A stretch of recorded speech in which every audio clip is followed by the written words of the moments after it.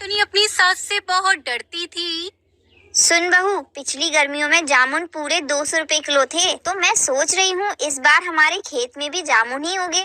सुन बहू, मैं इस बार क्या सोच रही हूँ कि काले कौवा के पास जो जमीन अपना पड़ा हुआ है, मैं उसमें सोच रही हूँ कि क्यों न पटा के उसमें जामुन बो दिया जाए और मीठे मीठे जामुन लगा दिया जाए, क्योंकि गर्मी आने वाली है, जामुन का ज़्यादा बिक्री होगा। मीठे जामुन रहेंगे तो सब लोग खरीद के अपना ही जामुन खाएंगे। तुम्हारा क्या ख्याल है बहू? मैंने तो यही सोचा है कि काले कौवे के पास जो जमीन है मैं जामुन ही लगाऊंगी। इसमें तुम्हारा क्या ख्याल है बहू? ये तो आपने बहुत ही अच्छा सोचा है माँ जी। मैं अभी जाके रामू चाचा के पास से ना जामुन के मीठे मीठे बीज ले आती हूँ और उसके बाद हम दोनों मिलके जामुन के बीज लगाएंगे। तो अभी मैं ले आती हूँ माँ जी, आप थोड़ा वेट कीजिए, मैं अभी लेके आती हूँ। हाँ बहू, रामू काका के पास ना तुम जाकर ना मीठे मीठे जामुन का बीज लेना, खट्टा बिल्कुल भी मत लेना। इतना बोल के टुनी चिड़िया चली जाती है रामू चाचा के पास से बीज लेने के लिए। रामू चाचा मुझे ना जामुन के मीठे मीठे बीज दे दीजिए, क्योंकि मुझे बीज बोने हैं।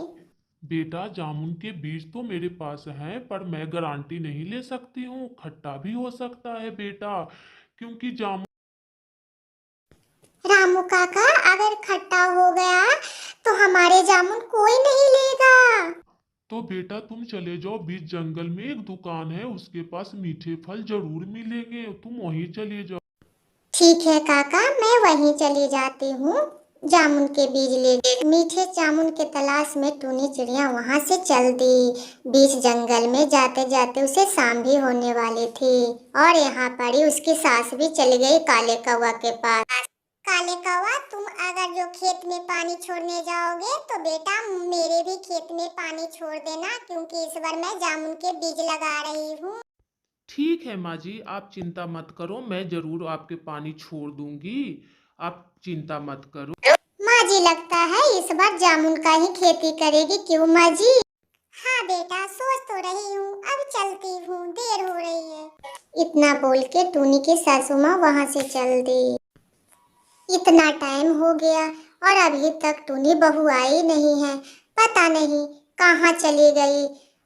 मुझे तो पहले से ही शक था कि ये पूरे वन भ्रमण करेगी, उसके बाद ही आएगी। पता नहीं करमजली कहाँ रह गई है, इतने देर लगता है क्या आने में? इधर टूनी चिड़िया घर वापस ही आ रही थी।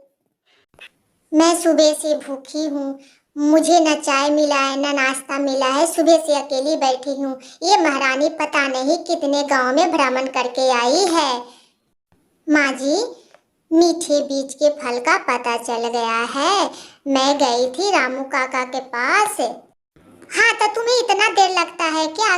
मैंने बोला था ना कि तुम जल्दी जाना बहू और जल्दी आना। रामू काका के पास नहीं था माँ जी, इसलिए मुझे दूर जाना पड़ा, इसलिए मुझे लेट हो गया। मुझे माफ कर दो माँ जी। हाँ हाँ, चलो कोई बात नहीं, अब आ गई हो तो जल्दी से खाना बना दो, मेरे पेट में तो चूहे कूद रहे हैं, सुबह से कुछ खाए पिए नहीं है। तुम तो इतने लंबे रास्ते काट के आई हो, तो अब ज़्यादा देर मत करो, जाओ जल्दी से खाना बना लो बहू मेरे लिए। जी माँ जी।